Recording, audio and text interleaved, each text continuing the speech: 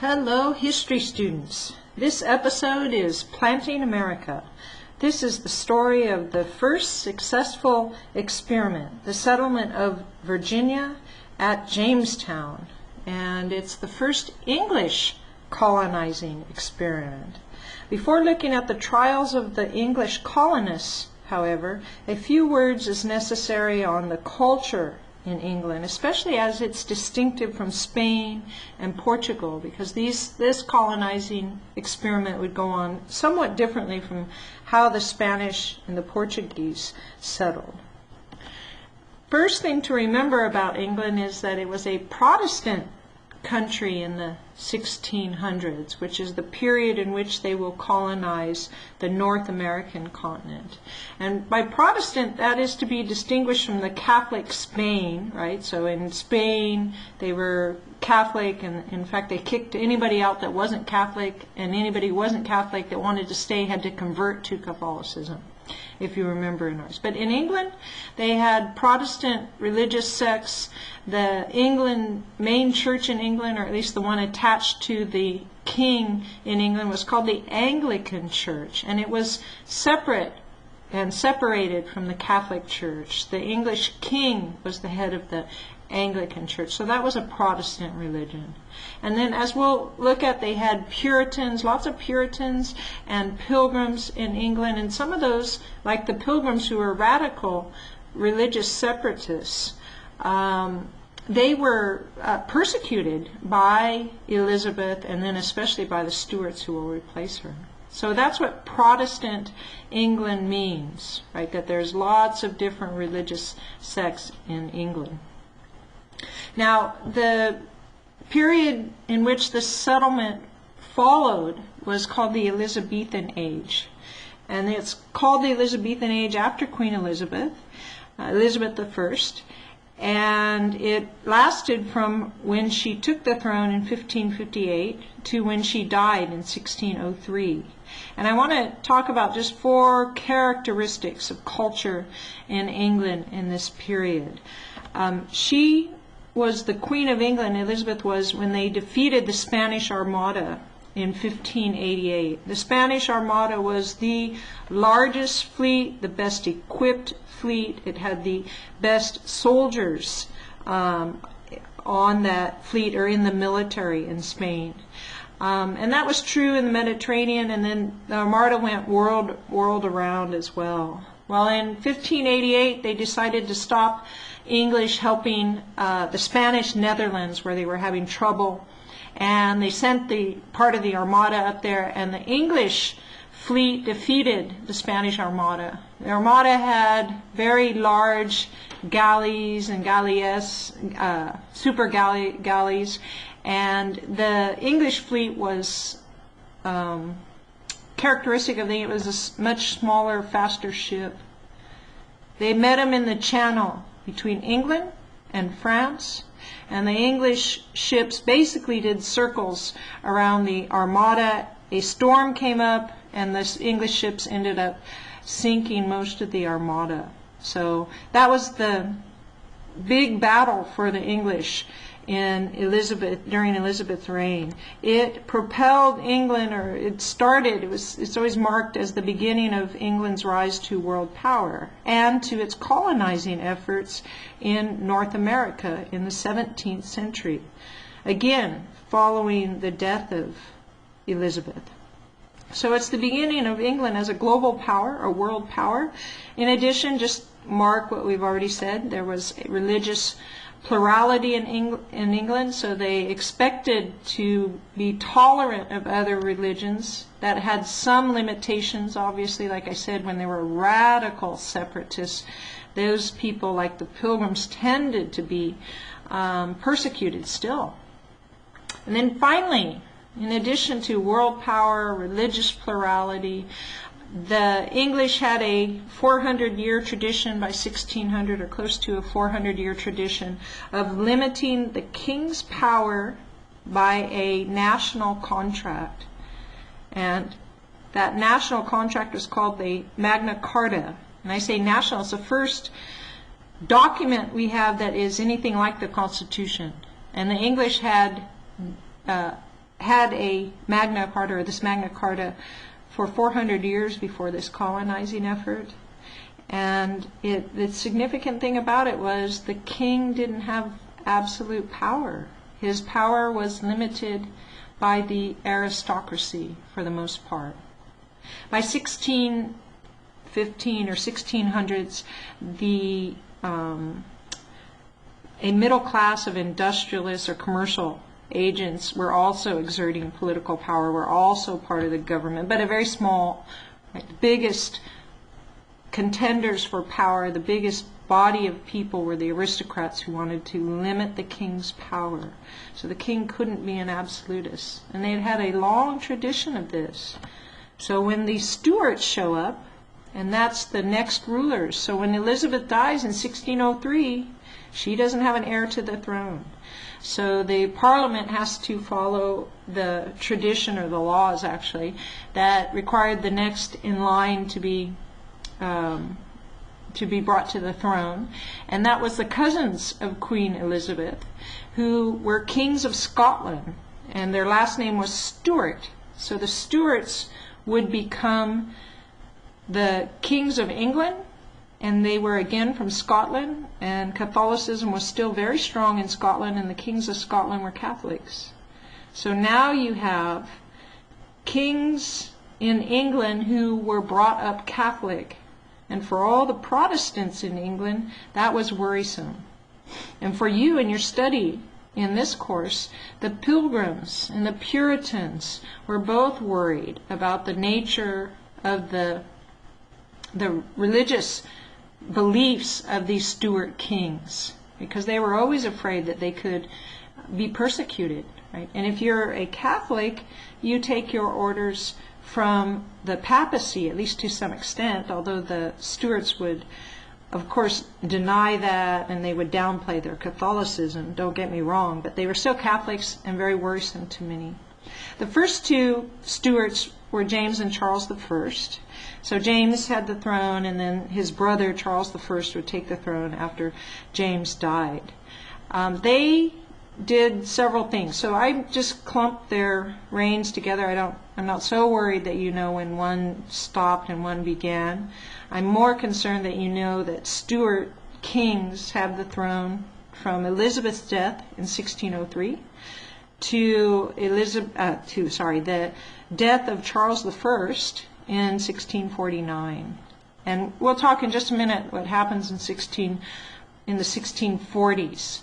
But first I want to just say a few things about the Stuart kings' qualities, the Stuart kings' activities that raised a lot of concern that would cause people to want to go colonize, right? First off, everybody, as we said, we're concerned about their Catholic sympathies after a long 50 years of Elizabeth, Protestant, and some relative toleration of Protestant sects. So it was a lot of religious toleration in Elizabeth's reign. And now these Stuarts were Catholics. The second thing they did that's even more worrisome, and together they augmented each other, right? That they believed that the kings of England should have absolute rule. James I gets up in front of Parliament and makes a speech to that effect, that the Stuart kings were absolute rulers, which means that he was suggesting they would abrogate, or they were willing to step over the Magna Carta. And finally, they did persecute some more radical religious sects, Protestant religious sects. So those are three things that raised concerns and would inspire colonization. So just a quick chronology so you can see that during these first two Stuart kings, James I and Charles I, you have Jamestown founded. Now that's going to be founded for largely commercial reasons, but nonetheless, it will be the first successful colonizing experiment for the English. In 1621, religious separatists known as Pilgrims founded Plymouth. In 1629, this is not a colonizing event, but it shows you the nature of these kings that believed they should have absolute power. In 1629, Charles I dissolves the Parliament, and he will not call it for another 11 years, until 1640, when he decides he needs the consent of Parliament. Now, what tradition this broke was a unwritten tradition of the Parliament meeting every 4 years. And so, obviously, to the aristocrats, the wealthy industrial, the people that were running government in England in this period, that this was a manifestation of James I's speech about how the kings of England should have absolute power. So after that Parliament, dissolving of Parliament, the Puritans decide to set out on a colonizing endeavor.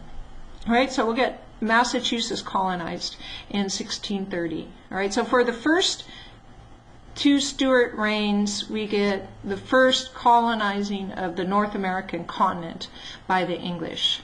The first one's a commercial endeavor, Jamestown. The second two, Plymouth and Massachusetts, are largely done for religious reasons. So first, this episode, or this lecture, focuses on Jamestown. So let's go ahead and look at the struggle for Jamestown and some of the adjustments that they had to make, their relations with Native Americans as well. Jamestown is famously settled for commercial reasons, right?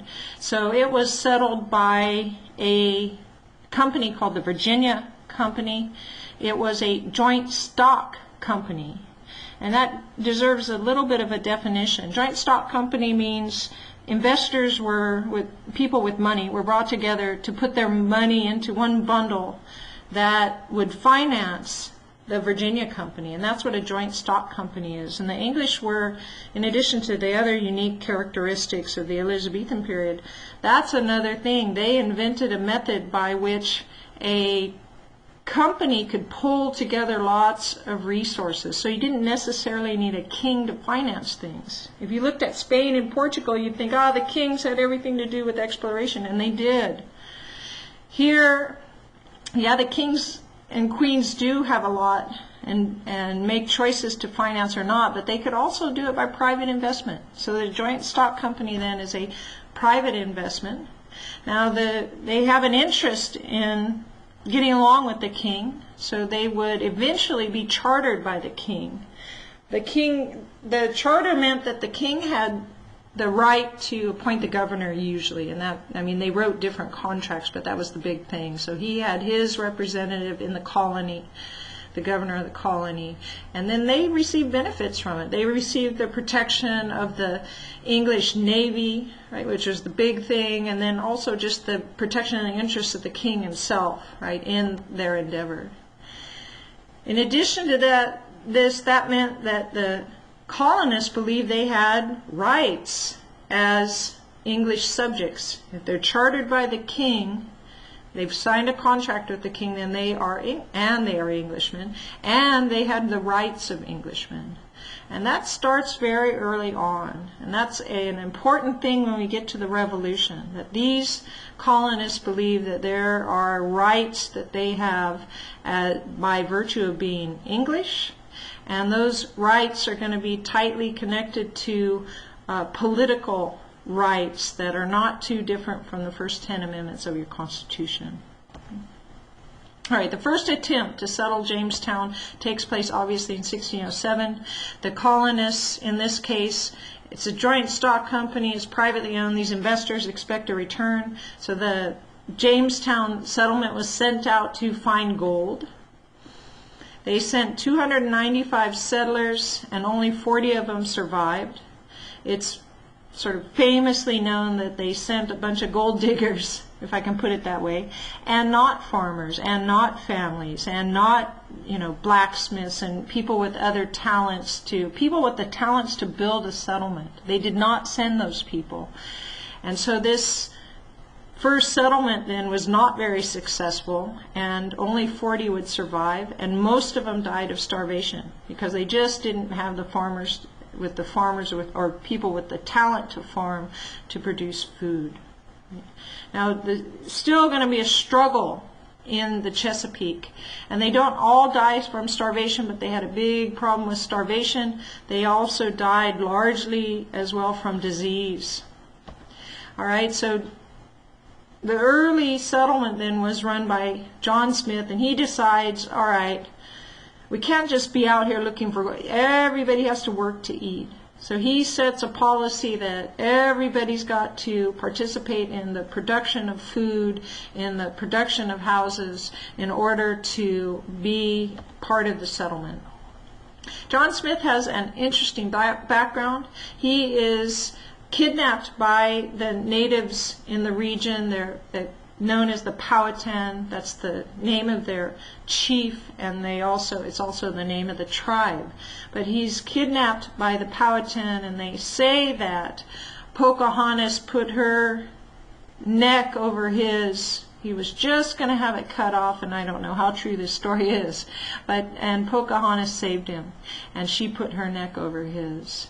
And you would think that might mean that Pocahontas married him, but she didn't. Right? She will marry John Rolfe, strangely enough, and she will go to England, which is why Pocahontas is so famous today, is that she does a tour in England, she dies in England. John Smith's policy is not very successful, and I think that's still important. So he says you got to work to eat, and he tries to get everybody to be building a community, but nonetheless they still have a hard time providing enough food for themselves. And in 1609 they have this period called the starving time, and once again a large portion of the population, we're talking about at least 1/5, I believe most of these statistics, that a large part of the population, 4/5 of it, are die either of disease or starvation. In 1609, a lot of them died of starvation, and they're going to try to solve that problem. I think this forensic recreation from a skull that was found in an excavation of a dump, and she is dated to 1609, the starving period time, and so they forensically reconstructed that skull, and that's what she looks like. So that's very interesting in and of itself, right? John Smith returned to England. He was replaced by Lord De La Warr, and you guys know you have a state called Delaware, and it's named after De La Warr. And De La Warr was a general who had been very successful in fighting the Irish, and so he was going to run the whole thing. As a military enterprise. So he becomes governor in 1610. He sets up a military regime, and that meant that everybody was under the force of the military itself. 8,000 more settlers came in the period in which De La Warr is there. He's there until 1622, I believe. And only 1,200 of those remained by 1625. Right?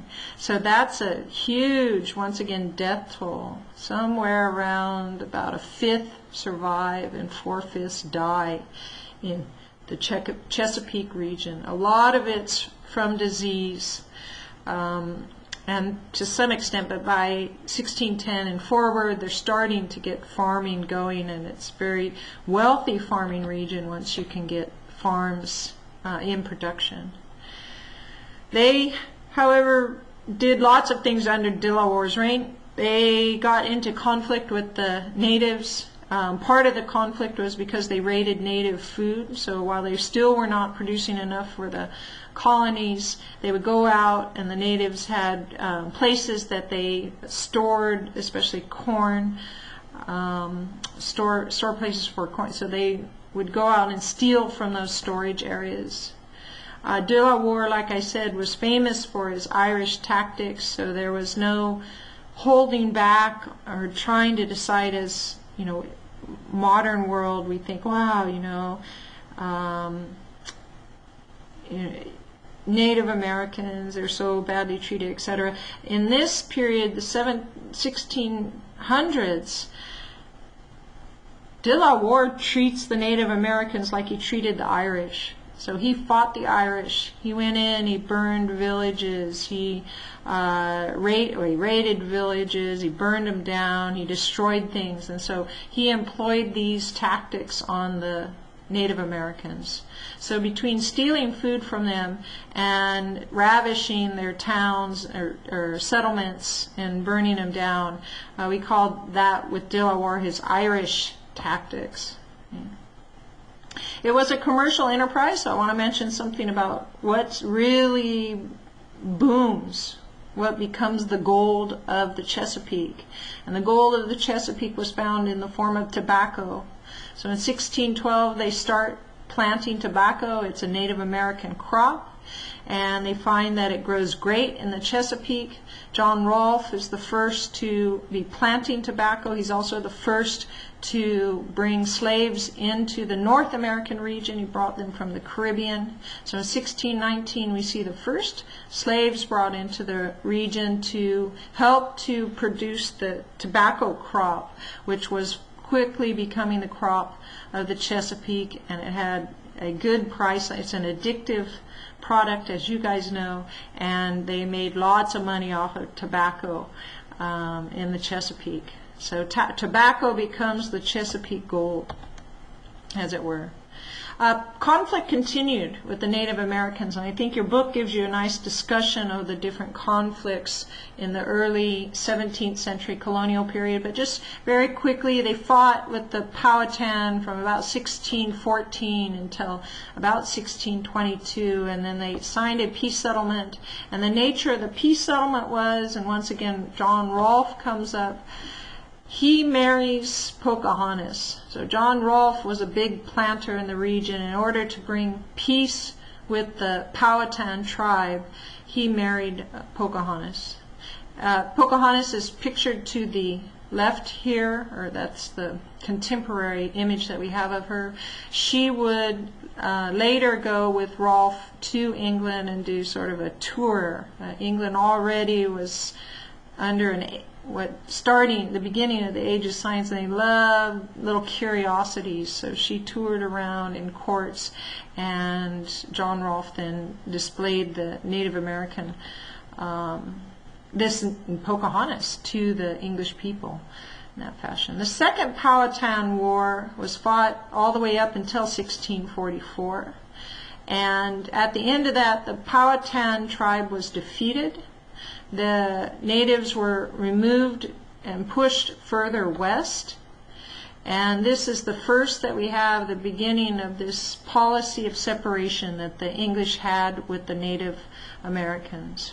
Remember that the Spanish set up encomienda, and the encomienda was a promise, if I can say it that way, to the Native American to protect them if they did the work. And so the Spanish then ended up overlords over the Native Americans, but that's different than a separation policy. The British tended to make deals to forcibly, in this case, remove Native Americans, right? So they had a policy of separation. Chesapeake culture, right? Conflict, the conflicts foreshadowed, right? The reservation system. So eventually these colonists that would form the first United States, they were English, and they tended to support separation policy, and the concept of a reservation comes up in this. Put the Native Americans on a separate reserve and provide means for them by which they can learn, and they were supposed to aid them in becoming farmers and being independent and productive, etc. And anyways, it's a long story, but the reservation idea is a separation from the regular society, the English society. And then the reservation, initially the idea was to reintegrate them after that.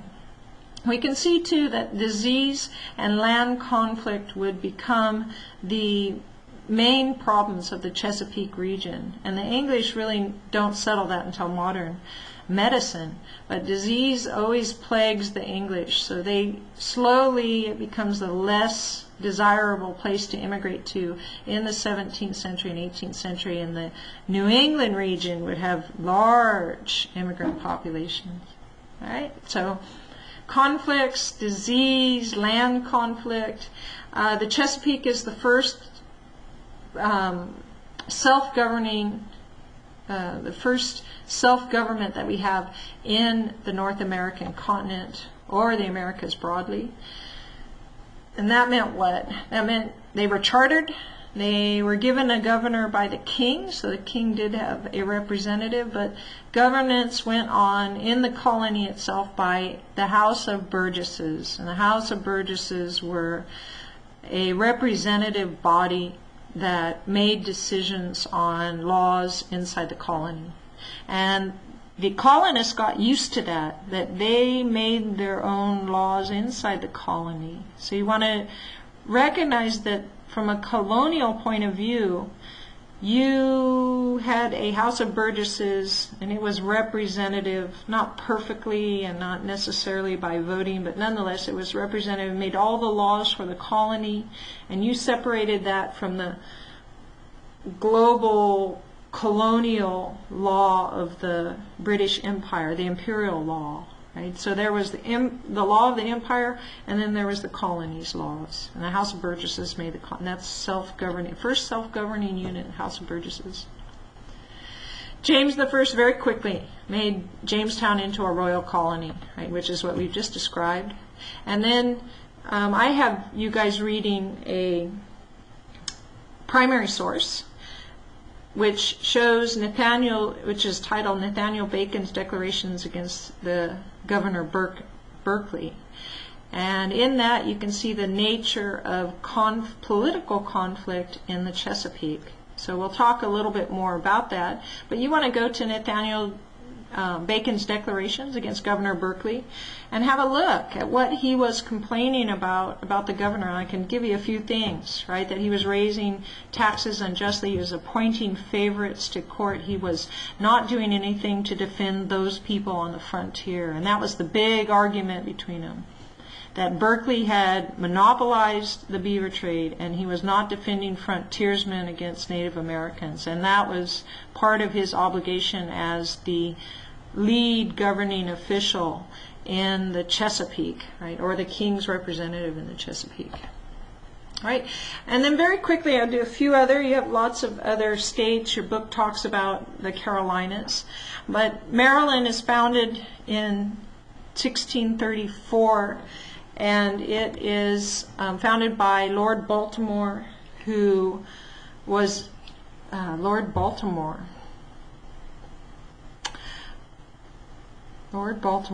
who was a Catholic, and he wanted to find a safe haven for Catholics because it was never certain in England whether Catholics would be safe or not. I know the Stuarts had Catholic tendencies, as we said, but it was not necessarily that Catholics would always have it safe in England. So he founded Maryland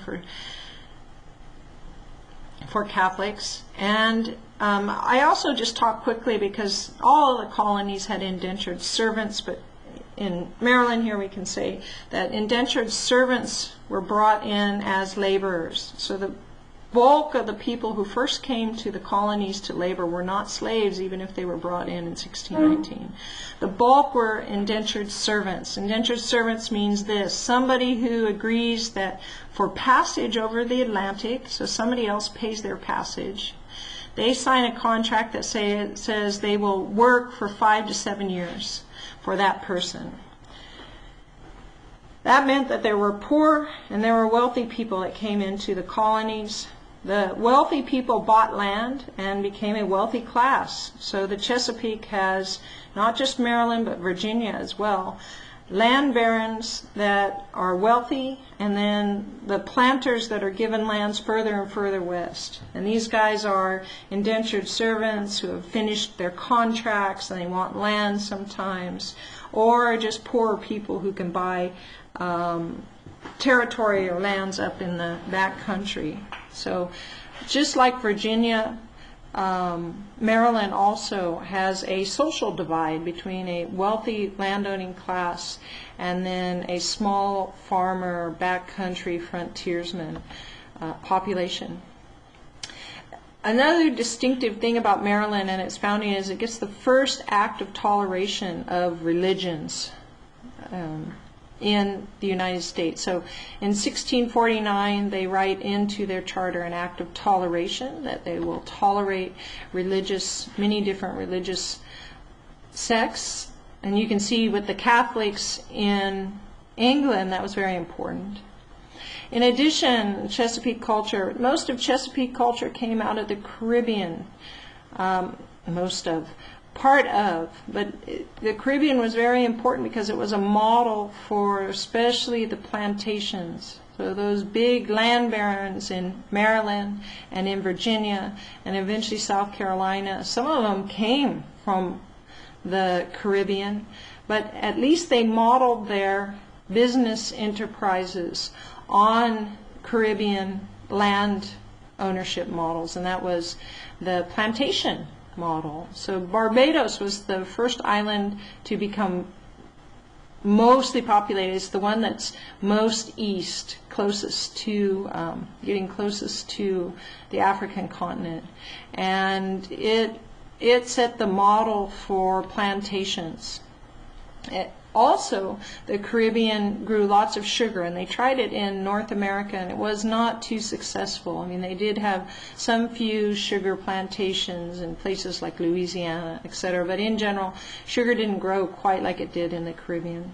So the plantations and sugar were characteristic of the Caribbean, and they were the model for the North American continent. Now, I want to finish off by talking a little bit about England and what's going on in England, because colonization stops for 20 years, right? Because England itself fights a civil war. Supporters of the kings, those Stuart kings, against those who wanted to overthrow the king. They were sometimes called the Roundheads. They were led by, many of them were Puritans, or their leadership were Puritans. And they fought a war from 1648 to 1649. The king's supporters lost. The royalists lost the war. The king was jailed, and the parliament, which all of the royalists had left, so the parliament was all the rebels, basically, they voted to behead, and they beheaded Charles I in 1648. And once the king is gone, they write a whole new government up, and it's a republic. So for 12 years, they had a republic in England. And the republic didn't work so well because the parliament couldn't make any decisions. Or they couldn't come to, I shouldn't say couldn't make any decisions. They couldn't come to an agreement. So this republic didn't function so well. So for the British, throughout the whole 200 years after this, they look back on this republic, and it's the first time they tried to have a popular or shared rule and have the parliament making decisions, and it really didn't work too well. The guy running things was called the Lord Protectorate, and he was one of the Puritan leadership from the Civil War, and his name's Oliver Cromwell, and he ran the English Republic like a military dictatorship. So just to show you how dysfunctional the parliamentary proceedings were, right? So we always call this first English Republic really was de facto a military dictatorship. So when Oliver Cromwell died, and they couldn't find anybody to replace him, they considered his son nonetheless, but they didn't think he was going to make a good ruler. So they called back the Stuarts from Scotland, and 2 new Stuart kings would take the throne, and then we would see a new interest in colonization of the North American continent. The Carolinas, South and North Carolina, would be settled. New Jersey would be settled. New York, Pennsylvania as well would be settled. Pennsylvania is settled because the king owes a debt to the Quaker William Penn. And he says you can have as much territory as you can, starting in, I think, Philadelphia and going as far west as you can. And that would be his territory. And it would pay off the king's debt. So sort of an interesting story. Again, your textbook gives you a little bit more information about New Jersey and Delaware and the Carolinas and New York. And New York is the multicultural, multi-religious, from the get-go settlement in the North American continent. So it's an interesting story as well. And finally, we get the end of the Stuart reign in 1689. England has a revolution, and it's called a glorious revolution because they say that there was no bloodshed, which is a little bit of an exaggeration. They did fight a couple of battles, but for all intents and purposes, the Stuart kings are chased out of England, and the Parliament chooses the next in line, and they come from the Netherlands. And they will put their own king and queen on. And they will force this king and queen to sign on to what is called the Bill of Rights. So in 1689, that's more important to us and the colonies. In 1689, the English have what is called the Bill of Rights, and it governs, much like your first 10 amendments, what the king and the laws restricting the king, so he has to have all politics out in the open. All freemen, as they called it, can participate in elections. So they had that means they had a pretty broad voting population. Not everybody, but freemen would be somebody who had their own business in England. What else? The right to free speech, that's a big thing in the Bill of Rights. So in 1689, written into law in England is the Bill of Rights. And when our Chesapeake region, our Jamestown people say we have the rights of Englishmen, this is the document and the laws especially that they're referring to. All right, so that sort of concludes the settlement of Jamestown and a little bit on England itself. So in order to understand the colonial settlement of the North American continent in this period, you have to understand the nature of English politics. And English politics is relatively turbulent. And it has a lot to do, religious background, religious issues are very important, which is why we get two settlements, the Pilgrims and the Puritans, who are settling for religious purposes. And that will be our next topic in the next episode of the settlement of the Americas.